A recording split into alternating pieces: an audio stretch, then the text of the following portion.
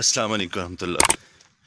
کافی زیادہ لوگوں کے سوال آ رہے تھے کہ جی آپ نے غسل کا طریقہ، غسل کی سنتیں اور غسل کے فرائض کے بارے میں تو ہمیں بتا دیا، مگر یہ بات بھی بتائیں کہ ایسا شخص کہ جو ناپاک ہے، پلید ہے، یعنی جس پر غسل کرنا فرض ہو چکا ہے، اسلام میں ایسے کون سے کام ہیں جو ایسے شخص پر کرنے حرام ہیں، وہ نہیں کر سکتا کہ جب تک وہ پاک نہیں ہو جاتا وہ کام وہ نہیں کر سکتا۔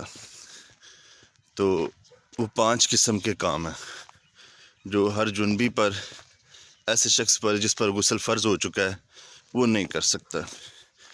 تو میں نے سوچا کہ میں آج ذرا باہر نکلا ہوں تو ساتھ ساتھ وہ بھی آپ کو بتا دوں، اسلام میں ایک مسلمان فرد پر جب غسل فرض ہو چکا ہو تو وہ کام وہ نہیں کر سکتا۔ سب سے پہلے ہے نماز۔ ایسا شخص جس پر غسل فرض ہے وہ نماز نہیں پڑھ سکتا۔ قرآن حکیم میں اللہ رب العزت نے یہ بات ارشاد فرمائی ہے، یا ایھا الذین آمنوا لا تقربوا الصلاۃ وانتم سقارى حتى تعلموا ما تقولون ولا جنبا الا عابري سبیل حتى تغتسلوا، کہ اے لوگو، اے ایمان والو، نماز کے قریب نہیں آنا تب تک کہ جب تک تم لوگ غسل نہ کر لو، پاک نہ ہو جاؤ۔ نماز کے لیے ضروری ہے، فرض ہے کہ جنبی شخص ہے، ناپاک ہے، غسل فرض ہے تو پہلے غسل کرے گا، پھر وہ نماز کو ادا کرے گا۔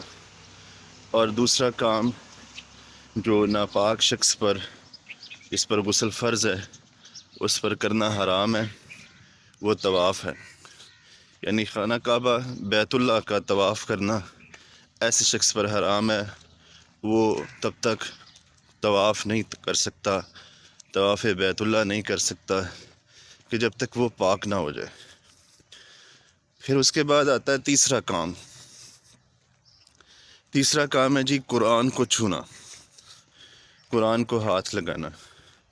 تو اللہ رب العزت نے صاف قرآن پاک میں یہ بات ارشاد فرمائی ہے،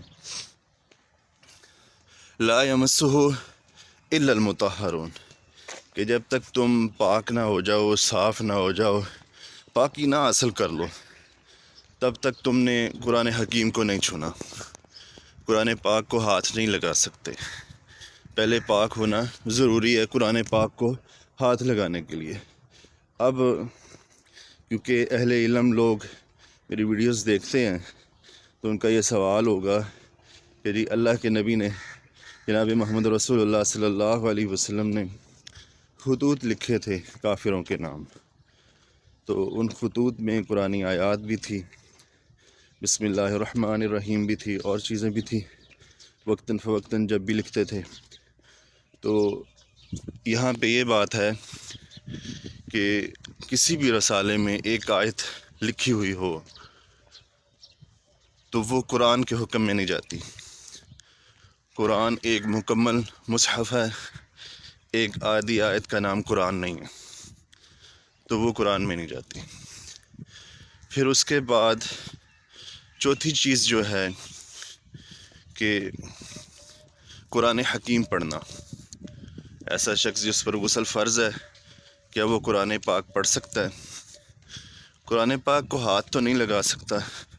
ہاں یہ جواز ہے، امام بخاری کہتے ہیں کہ جنبی شخص جو ہے، ناپاک پلید ہے، وہ زبانی پڑھ سکتا ہے، زبانی پڑھنے میں کوئی حرج نہیں، کوئی مذائقہ نہیں ہے۔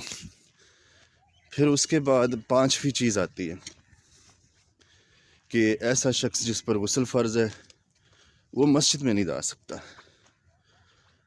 مسجد میں داخل نہیں ہو سکتا۔